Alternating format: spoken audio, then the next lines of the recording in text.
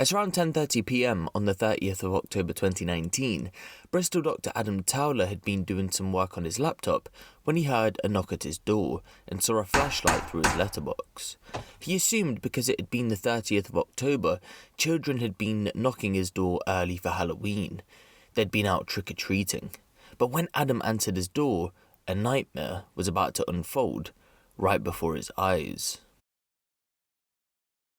I need an ambulance. I am injured. There is a man with a knife who injured me in the vicinity. He's shining a light through the door. I believe he's mentally disturbed. I killed her. Is that what he's saying you did? You just need to send a police and ambulance, yes. I'm bleeding. He's battering the door. Is that him at the moment? Yes, sir. Yes, I can it hear is. that. And you're safe inside with your door locked? I am, yes. Just bear with me a The moment. door may not hold. He's banging it hard. In scenes straight out of a slasher movie, when Adam answered the door, he was greeted by 17-year-old Chanz Maximen, who stood there dead silent and gave no verbal response.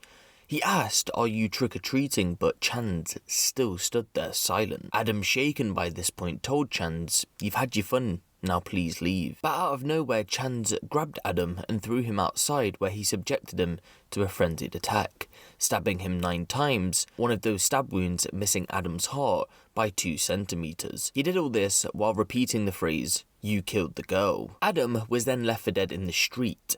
Chanz fled on foot, but didn't go very far.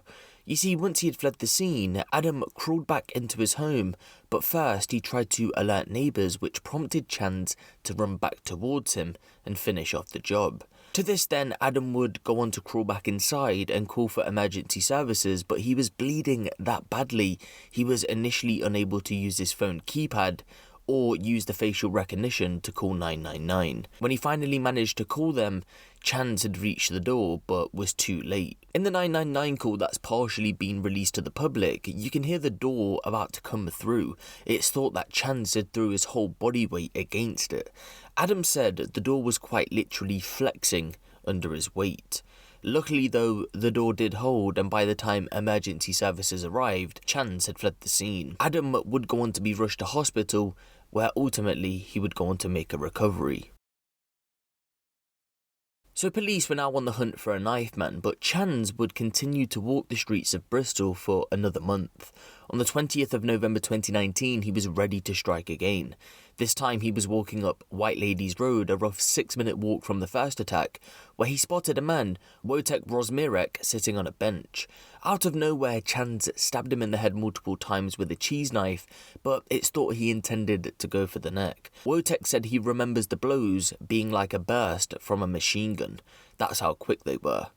A Bristol University security guard had spotted the attack and gave chase on foot, but ultimately Chanz would evade capture once again. That same security guard took Wojtek to hospital for treatment, but after being told he would be waiting there for 5 hours before being treated, Wojtek decided to go home and treat himself. One day later, police officers were called to a property in Clifton, Bristol, where the 2 previous attacks took place, to reports of a 22-year-old woman, Annabelle Everett, being followed home by a man carrying a knife, who forced his way in but had fled when housemates approached him. Responding to the call, officers saw Chanz, of course he'd been the suspect, walking on White Ladies Road and pursued him through Westfield Park and several residential gardens before detaining him by the railway track near Clifton Down Station. When officers arrested him, he was in possession of 2 knives, and a subsequent search of his home saw a number of items of clothing being seized. Among the items were a pair of trainers an officer recognised were similar to those worn by the offender in the first attack, following an initial circulation of CCTV footage. A forensic examination of those shoes found blood of the first victim, while the blood of his second victim was found discovered on his jacket that he was wearing when he was arrested. Images of Adam's home address were also recovered from his mobile phone. So Chanz initially would go on to be charged with attempted murder, GBH, aggravated burglary, and 3 counts of possessing a bladed article, all to which he denied. A trial had in fact gone ahead at the end of 2020, but he had the aggravated burglary charge dropped, so a retrial went ahead recently. It was dropped because although the judge was satisfied that he forced his way into that property, Annabelle's address, they couldn't say for certain the motive of what he was going to do next. In court, we come to find out that these attacks were completely random, and Chanz never told Adam or investigators why he shouted the phrase, "You killed the girl," as he attacked him. Either way, Chanz was found guilty on all charges that were brought against him, and he was recently sentenced. Before sentencing, Adam looked Chanz in the eye and opened up how he felt about the situation. He said, "I'm not angry or upset with you, and honestly I wish I could wave a magic wand and undo what has happened to us, but I can't. So we have to get on with life, whatever form it takes. I've tried to share some of what it was and is like for me. I don't know how it is for you. I'm guessing that this will be the last contact we have, at least for a bit. So however it works out for you, and you have a lot of years left to live in the normal order of things, good luck and all the best to you and your family."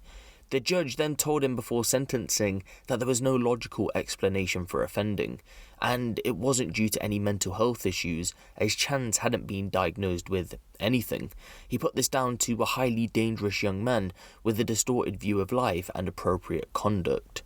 He was then handed a life sentence with the minimum term of 12 years. So it's quite fascinating that Chanz was never diagnosed with any mental health issues, and he did this just because he felt like it. We'll never truly know his motives behind these stabbings, because seemingly nothing fits the profile for a motive. It's quite scary to think that people had been going about their business when out of nowhere a man randomly attacked them, attempting to take their life away for no apparent reason. And I also find it interesting how police discovered that Chanz had taken a picture of Adam's home address. Now, we can't say whether this was before or after the attack because reports don't make it clear, but either way, whether it was before or after, is quite disturbing, to say the least. There was a randomness. Obviously, I will remember it forever. I mean, one of the aspects was he doesn't just make one attack. There's the initial one, and then a period of 10 minutes when there's the multiple stab wounds. But then after I go back into my house and not successful in summoning help because there was too much blood, I couldn't work my phone, I realised I feared of internal injuries. I realised I needed to go out and get help, otherwise it might be game over. And then when I'm outside, he comes back out of the park and chases me into my house, and there's this sort of tussle at the door when I'm trying to push it shut and he's trying to push it in, and I don't know how I found the strength. Anyway, I shut it. And then he comes back again and starts battering, shouldering the door and shining a light through the letterbox. So it isn't... There's a strange unreality in this. Sometimes you see in horror movies when it's always a woman, the woman's inside the house and the guy's coming back and you think, is he going to... And here it is in reality. So I heard the 999 recording in court today, which was played in the original trial. I hadn't heard before. That's quite scary in bringing it back because I was quite unwell with that and quite frightened. It seemed like it took a long time for help to come. I guess mixed up, really. It was real, it did happen. I don't know quite how, I don't want to be melodramatic, but in one way I almost died. But then here I am, I'm lucky sitting here. I suppose that 2 centimetres difference in where the knife went, does that say something about the fragility of life? And sometimes people get unlucky, step into the road at the wrong time, make a bad decision. As arguably, we don't know what Chanz was thinking. He didn't make great decisions on that night and on the subsequent 2 nights. We know that he was hanging around for 20 minutes before he comes to my house. Our best understanding is that he chose to go into Clifton on at least 3 occasions looking for single people, and he could see me through the window in my house, and he chose single people as his targets. I sort of feel that he and I are in a weird kind of way connected by that event and the subsequent contact. Oh, he was quite close to me, quite physically close when he was, wielding the knife. And I was trying to keep the situation calm, but he was obviously very agitated and disturbed at the time, and in a way that we don't understand. And yes, I would like to know what does he remember it? What it was like for him, what his intent was, what he would think about it now. I mean, one of the things is one can't simply say this was a blip, because it wasn't just me. A month, 20 days after the event with me, he goes out on 2 subsequent occasions.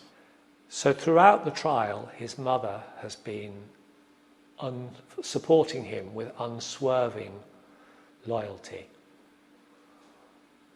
Whether her actions have always been in his best interest or not is a more difficult question, because there were some twists and turns with this trial, but she has been unfailingly loyal, for which she deserves credit, supporting her family. She didn't feel able to come to court today, but his grandfather did come. And, I spoke to him a little bit at the end. It's a difficult situation for him. He's apologizing to me for what his grandson did. He feels bad because he was staying in his house at the time, and he said, I told him he shouldn't go out. It's like he feels a sense of responsibility. Well, we're bound to our families, but we're not always responsible for them. I think everybody's allowed to be different in situations of trauma or stress or bereavement or illness or whatever. And whatever you feel is okay, it's right. I don't feel that me being angry with him serves any purpose. I guess it's given me some opportunity to reflect about the fragility of life, in a way. Now, there's elements of life that are not fair, and there's nothing we can do about it. How come it's me? We're sitting in 2 chairs, but could have been that was one of the things about the randomness. It could have been your door he came to as much as mine. So I have to live the rest of my life now. So does he. Let's hope it works out well for both of us, and let's hope, especially in his current situation, I don't know how he will feel tonight after the news of his life sentence, that it goes somewhere. There was reference in court to the difficulties of being in the prison system, especially he arrived in Feltham unprepared as a young person. He wasn't, no previous offences, no previous record. That must be a shock. I felt irritated enough that I was not allowed out in COVID, but he's just in a different world. I never really had any contact with the police prior to this, other than maybe, you get stopped for speeding, which is kind of all a bit different. And we all see crime dramas on the TV, and it's entertainment. And in this case, my experience of real life policing is it's a lot of painstaking, hard slog. They spent hours and hours examining CCTV footage from different places, trying to piece together. This was before they identified Chanz as the guy who did it. There's an awful lot of work that goes on by people in public-facing, public service roles that is unsung. The plastic surgeon who painstakingly stitched up my wounds, he's just a registrar on a routine night shift and just delivering a great service, and they healed well. the detective who's spent probably a year and a half on this case. It's been complicated, long drawn out, there have been ups and downs. It's not a huge sense, there's not a huge volume of resources here. It's just a couple of people who are in there doing the grind to bring it all together.